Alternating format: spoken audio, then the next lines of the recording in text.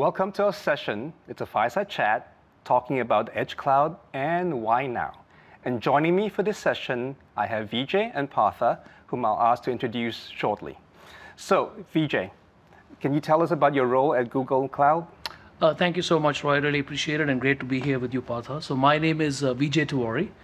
I lead the Google Distributed Cloud storage efforts at Google. I've been at Google for about 3.5 years and super excited to be here as a partner with Rakuten, with SimCloud and the partnership that we've established over the last few years.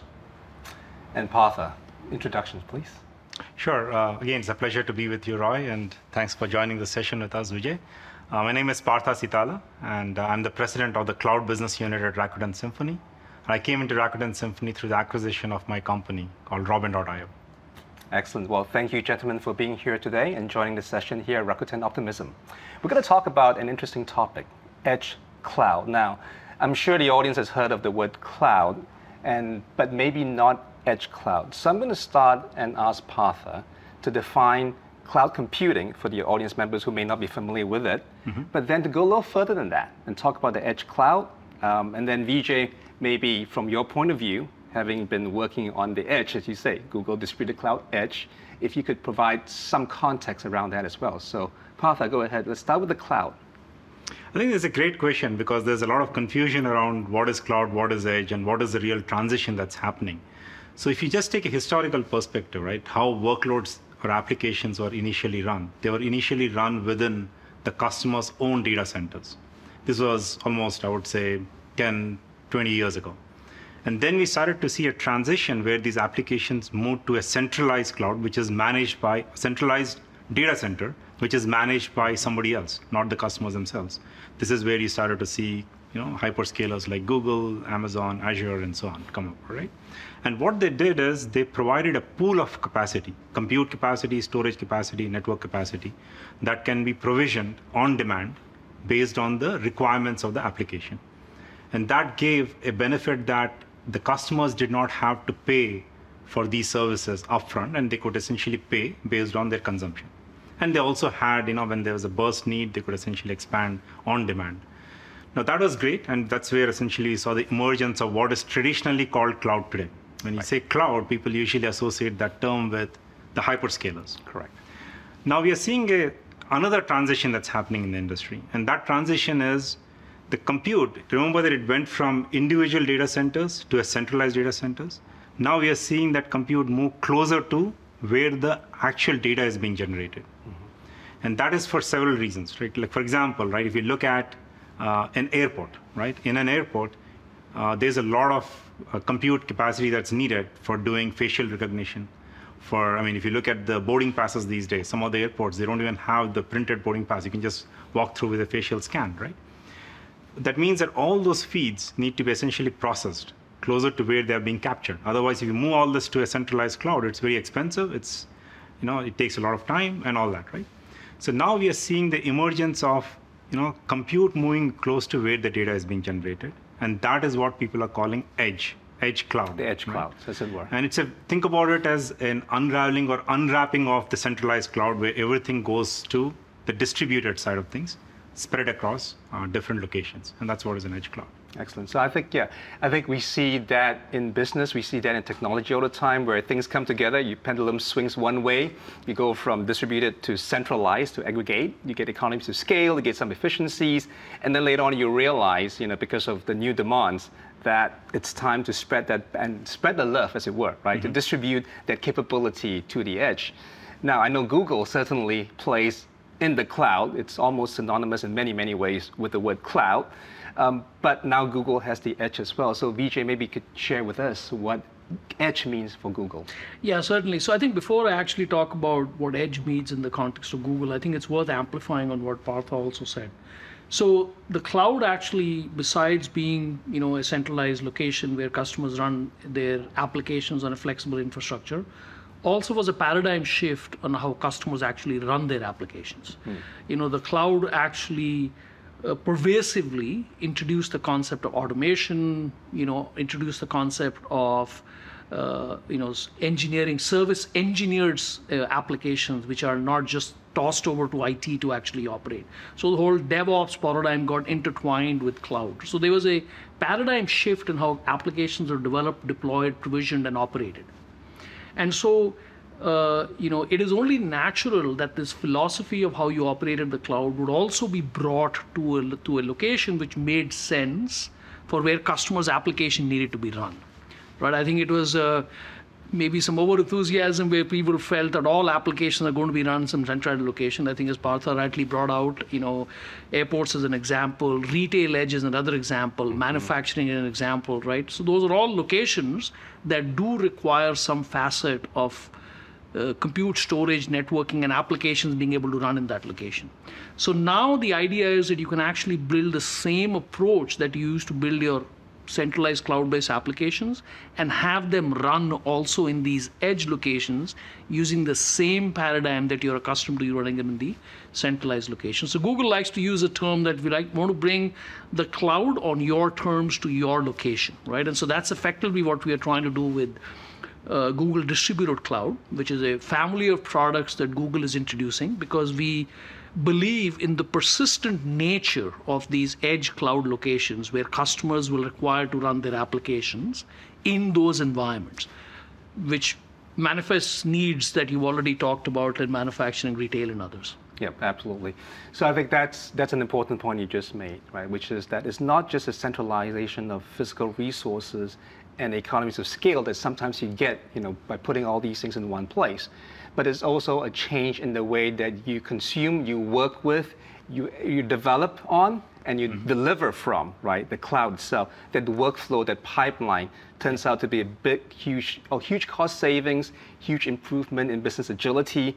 And so cloud is not a location, or cloud is not a physical architecture, but cloud seems like it's a workflow, it's a process, it's a mindset as well.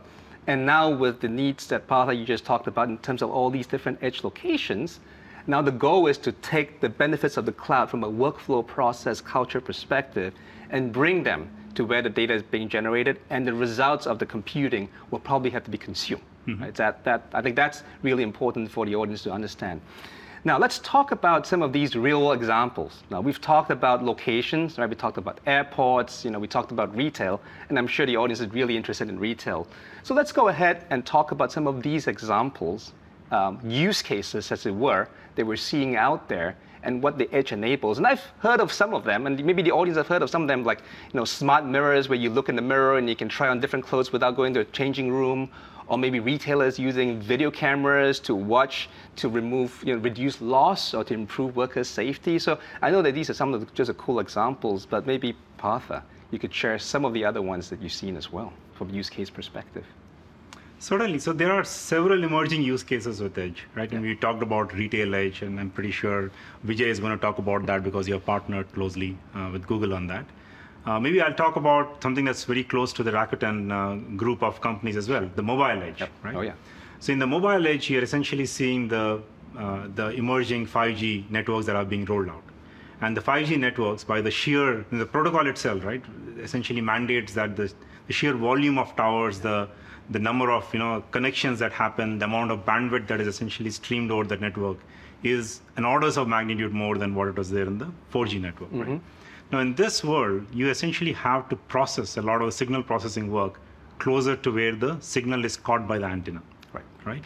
So that's one use case where you're essentially taking compute, and instead of moving all the signals on an IP network closer to a centralized location, you're moving the compute and the server's capacity closer to where the antenna is, so that essentially you process all the data, and then you take a clean stream, and then you send that to the central location so that it's routed, right?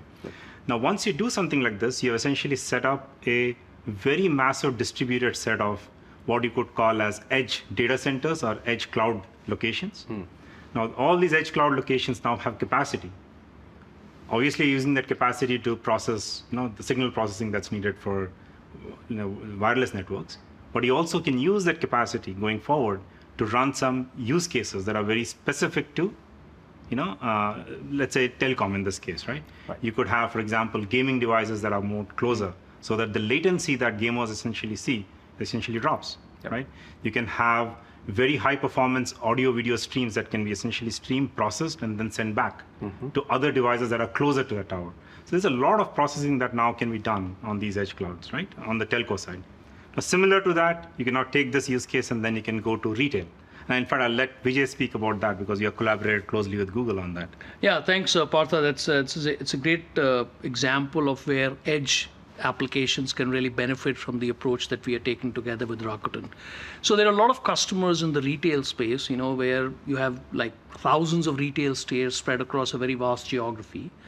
So let's start with a very simple use case where a customer walks into the store and you want to enable sort of automated checkout for them, right? So you don't want to have any complex interactions. You just want to follow the customer, let them put the items into the basket and check out. That requires some amount of vision processing, some amount of credit card processing, all to happen in a reasonable time frame that the customer doesn't get hampered or impeded in any way while they're in the store. That's a great example of where something like Google Distributed Cloud Edge can actually benefit with the work that we've done with Rakuten in the local location. I think you alluded to some of that. Retailers want to control pilferage. It's a natural problem that customers sort of face. But not just that. Inventory management is another element that people want to be able to do. A shelf is running out of a particular brand of cereal. Well, you want to be able to make sure that you can order it. The term Kaizen comes to mind. Right. You don't want to retain too much of inventory. You want to make sure that you actually can order on time and make sure that your inventory is not sort of running out of supply. That's examples in the retail space. You have similar examples like this in manufacturing. We've got joint customers who actually utilize Google Distributed Cloud Edge along with the capability that we have from Rakuten to make sure that they can ensure worker safety. Few years back, we were all in the COVID space, and they needed a way to be able to sort of quickly monitor, if the safety of the workers is okay, they were not violating the distance between workers within a particular workspace, and if they were able to track all of that. And they were all able to do that because we had this capability right at the edge. As you can imagine, with the advent of artificial intelligence, there'll be more use cases that will emerge where the model might be trained actually in the cloud, but its actual inference on the real-time data stream that's coming out of various sensors, whether it's on the manufacturing floor, on the retail floor, or any of these examples, can actually be processed locally within the context of where the customer's environment is. So these are some really great examples that we are starting to see, whether it's in retail or whether it's manufacturing. So we're starting to see some really exciting work being done by our joint customers. I think that's important. I want to go back to something you said, and I'll talk about a couple of things. I think maybe for the audience context, I think they've experienced Rakuten Mobile. Hopefully they have, and the speed of 5G. And as you point out, with 5G, it's not always obvious that you need an edge cloud to run 5G. Right? It's like, oh yeah, I just have a mobile network. But what you just pointed out is something that's unique with the Rakuten Mobile network. It's a cloud-native network. It's probably the first cloud-native network in the world that was built on cloud principles, on cloud technologies. So I think that's beneficial to the customers, both from an agility, what Vijay talked about in terms of all the capabilities that the cloud brings you.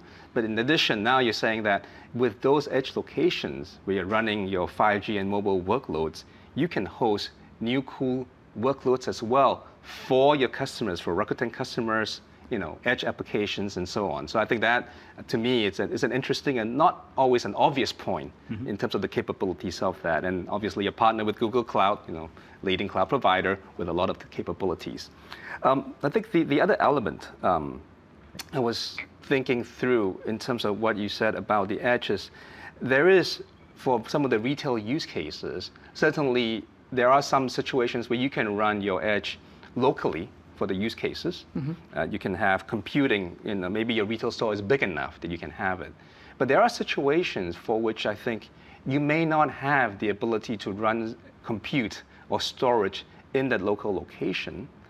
And you need some kind of mobile network to carry the traffic back to one of the telco edge. I was wondering maybe if either of you could share some examples or some thoughts around, if I'm a retailer, I'm a business owner, how do I think about this edge and think about running it here locally or leveraging the mobile network for that?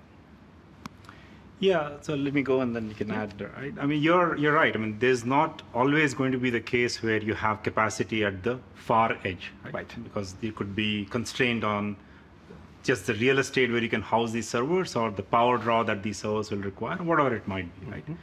So for those use cases, I think there is still a play for edge where instead of the far edge, you move it a little away from it, but still close enough so that you can essentially benefit from, the latency that close proximity gives you, right? So you have these regional edge locations that you could spin up where you could feed the data either over a mobile network or an IP transport, and then the processing happens there, right? So I think those are going to be always the case. It's not always that you stick servers into the final far edge location. Right. That is, I mean, if it's possible, that is the best solution because you would essentially cut down significantly on your spend on networking and so on. Sure. Right. But even if it's not, you can still benefit from the edge by essentially centralizing. Let's say you have a big region in the city. Instead of putting one in every store, you could essentially have one per, a certain radius. Right. One set of edge cloud in a certain radius, and all of them feed into this location. The processing happens there. The inference is moved back to the edge location, and action is taken at the edge.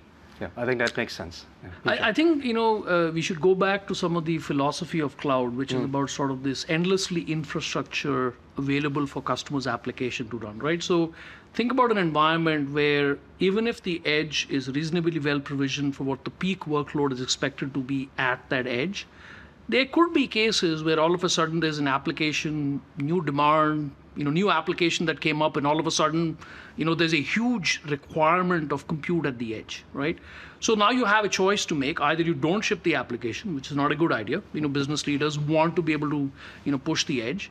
So it is on sort of all of us as platform providers to build an architecture which facilitates that kind of an application rollout, even though they may not have the enough capacity at the edge. And that's where Partha's reference to the fact that you can actually trade off the edge computing capacity with some networking capacity and have some of the capability happen closer to the center of the network, right? So you still have to sort of do a little bit of understanding to see what should really go out to the far edge and what should actually happen in the the middle tiers of the network, if you will. But you can make those trade-offs without having to all of a sudden rapidly provision huge amounts of physical infrastructure at the edge. And so this sort of flexible approach of being able to trade off location of edge versus networking capacity gives business leaders an ability to sort of deploy and manage these, get their applications available to customers. And then over time, once a better pattern is established on how the application is going to get used, then you can size your network and compute edge appropriately. So there is a lot more flexibility that customers get with this approach than what they can just get traditionally today. Yeah, no, I think that's a critical point that you just hit on, which is that given that you have a unified workflow, unified pipeline, you can start developing applications and you can use the cloud first, obviously, because it's always there, right? And then as you decide to balance your trade-offs between latency or performance of the needs of the application, your need for privacy perhaps, which probably we'll talk about in a second, your cost of networking, your overhead in terms of orchestrating and all these different things, that from a business person standpoint is to make a business and technology sort of driven decision as to what the right answer is. But the good news, if you pick the right cloud and the right partners, that is seamless because your workflow, your pipeline, what your developers and your application writers have done is portable or is movable back and forth. And that seamlessness, I think, is going to be very important for business continuity, to the ability to start now, right away. And then, as you said, Vijay, as I learn more, I can decide what to run, where to run, when to run it in a way that's conducive to my business and the customer experience, right? So I think that's a very critical thing. Excellent. So we talked a bit about the partnership. I mean, you've talked about joint offerings already, right? In terms of the video safety surveillance example, I want to dig into that partnership a little bit more. So clearly you're a partner, but maybe for the audience who doesn't know the details, maybe you could share a little bit about the partnership between Google and Rakuten. Maybe we'll start with you, Partha, and then Vijay, you could maybe add to that real perspective. Certainly. So we started the partnership, I think, a few years ago, where, as a as a company, we had a solution that was built for the edge-based or optimized for the edge-based deployment. For example, when you look at, let me give some examples here, right? So if you look at one of the challenges with running things in the edge, I mean, we're talking as if it's a given thing, right? Yeah. But in order for making it happen, you have to essentially architect the underlying pieces, the software pieces, so that they can be run in a semi-autonomous or a fully autonomous manner. You really cannot have a lot of humans managing a very large dispersed set of infrastructure pieces, right? So as a company, as Robin and Rakuten, we were focused very early on taking the storage part, right, of this entire equation and making that very edge friendly, right, both in terms of how quickly it can be provisioned, how automated it can be when it's provisioned, and how do you manage the life cycle when it's provisioned, right? Because in the edge, you could have, or anywhere, right, you can have components failing. Right. When components fail, you don't want to lose your data, right? You essentially want to recover from that. So all of these need to be built in a very different way for the edge. And that is what we had set about building.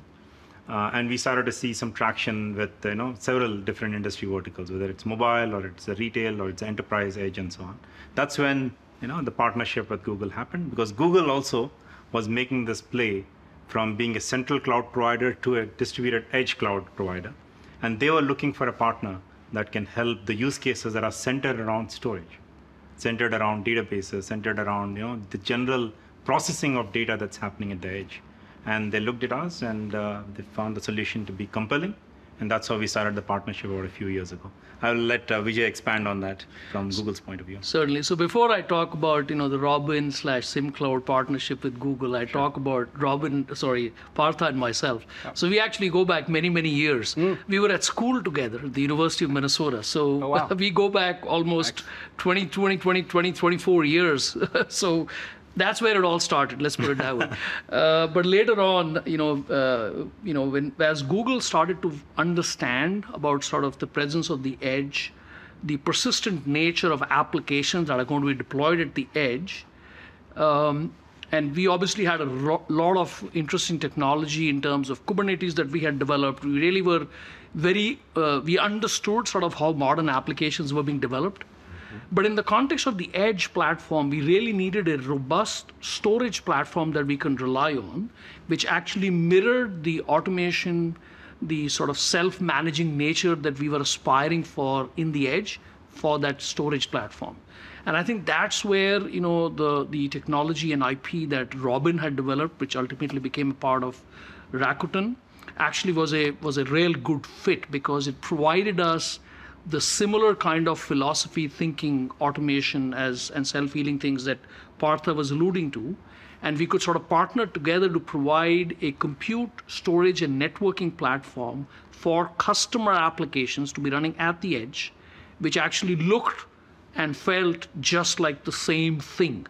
And so I have to give credit to Partha and team for having really sort of strive to make sure they understood what they were going after. They understood the developer that they were going after. And so it was a natural fit. And so we really are thrilled and excited about what we've been able to accomplish together. Excellent. So it's a beautiful partnership, a seamless partnership, 20 plus years in the making. Is that right? That's one way to look at it. That's excellent. So now, I'm convinced that obviously the seamless partnership here, and together you can provide a strong edge solution for a business owner that's looking at the edge and say, oh, that's pretty cool. We just talked about some of the cool examples. I would like to benefit from that too. Obviously, they're going to go out and look, and they will be looking at Google and Rakuten for sure.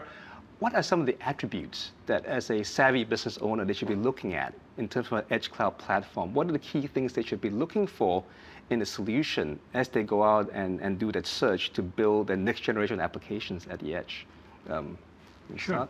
So I think if you kind of distill everything, the details out, there are two important criteria, right, when a customer is making a pick for a solution like this. First, of course, is the total cost of ownership needs to go down. The second thing is that the platform, whatever they pick, should enable them to innovate or continue to innovate. Sure. Right? Now, when it comes to total cost of ownership, it's not just the price tag of the license, software license. It's about how economical you make it to manage the network, where you can get in things like automation, self-healing, self-provisioning, those kind of things, right? Now imagine the impact of some of those capabilities. You don't really have to commit a lot of human resources, and though that the footprint of resources that you need does not necessarily proportionally scale to the scale at which you would deploy your edge. Right? So that's a very, very important selection criteria. And the second one it comes is innovation. Right? And I bring that up because, like Vijay was also mentioning earlier, right? You might start off with one use case. Mm-hmm. Let's say in the retail edge, you might start with just inventory management. But now that you have capacity there, and pretty much every retail store has a CCTV camera now, right? You can enhance and add other use cases. You could do things like, figuring out if there's theft that's happening, figuring out if the store, the inventory is, what products are flying off the shelf versus what's not, and stuff like that, right? Now, so those kind of things can be enabled once you have the appropriate platform in place. That is not just, highly optimized for one use case, but it is optimized for one use case, and it's also flexible to support other adjacent use cases, right? And that's where I would say that the innovation that both Google and Rakuten have done is very critical. And obviously, this conference is Rakuten Optimism conference. There's a lot of merchants that are part of the Rakuten family, and there's a lot of retail customers. I would highly encourage them to look at the solutions that we have jointly put out together, because it is certainly helping a lot of the merchants and the retailers that we have gone after. Mm-hmm. And I think you should reach out to us to learn about the use cases and the benefits that we have been able to deliver to those customers. I think that's very critical. Total cost of ownership and innovation is what I took away from what you just said. And I think that's a very key point. The edge is not a one-time application. The edge is a platform that you can build on for more and more applications. And so anything you'd like to add to that, Vijay? I think that's absolutely right. There's an analogy that comes to my mind, many, many years back, when trains had hardly got established. There was a train line that was established on the Australian Italian Alps between Venice and Vienna. And there was no train that actually could run, but they still built a train line because they knew that the train would come someday. And I think what I would like to point out to people is that the innovative, the creative things that people can do with the edge is still far from known. So invest in a platform that allows you to sort of expose your creativity, let your developers, experiment, learn, create new things. Don't let the platform become an inhibitor in making that happen. So that's some of the, that's, I think, really go towards sort of investing in a platform which is really built from the ground up to enable this flexibility for the customer, right? And then if you pick that, I think, we'll see lots of creative things come out of our joint customers. Thank you. I think those are very key things. Total cost of ownership, innovation, creativity, and pick a platform that will last with you, that's future ready in terms of all the use cases that will come. I think very wise words indeed for the audience. And at this point in time, I'd like to thank the audience for being with us and joining our discussion here. We'd like to thank Partha and Vijay again for sharing their insights into Edge Cloud. And hopefully you realize the time is now to look at the Edge Cloud. And with that, we wrap up our fireside chat. We hope you enjoyed it. And at this point, I'd like to turn it back to the host.